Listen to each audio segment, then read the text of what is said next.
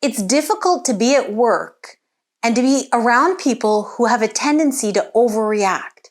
Because on the one hand, you want to be able to maintain working relationships in a way that will allow you to continue working together in future. On the other hand, it becomes very heavy to carry this burden of having to deal with people who are constantly overreacting.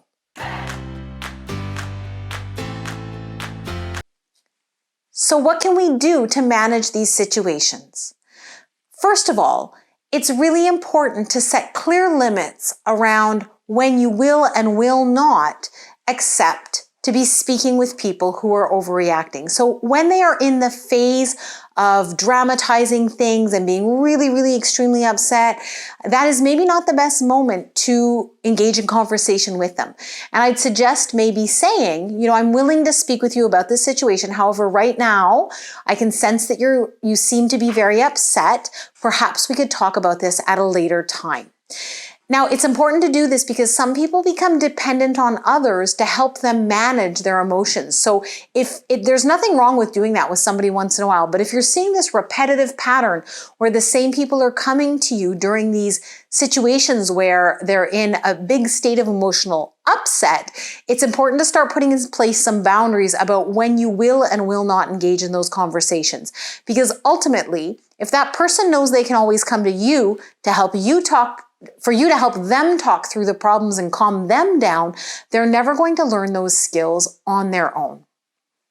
The second suggestion is to not solve that person's problem for them. So often the dynamic that will happen is that that person will come very upset. They'll come to somebody who's very empathetic, who's great at problem solving, who will help them both calm down and find a solution to their problem. But again, this can create a dependency where there's an increased expectation over time for you to be constantly available whenever this person has a situation that has upset them incredibly. And again, not teaching that person or giving them the opportunity to foster the skills they need to be able to manage these situations better on their own. And the third thing is that that person may need some external support in learning better skills to manage these difficult situations.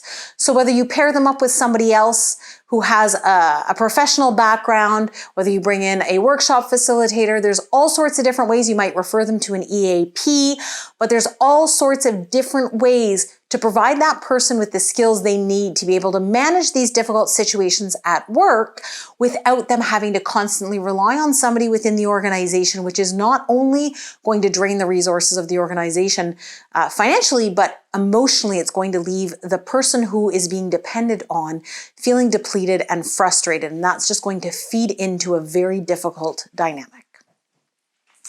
I would love it if you've enjoyed this video, if you would take a peek at my website, lindsaylapaquette.com, and I have an e-guide on there, how to navigate difficult conversations at work that may provide you with some additional situations on how to handle some of those tough interactions in the workplace.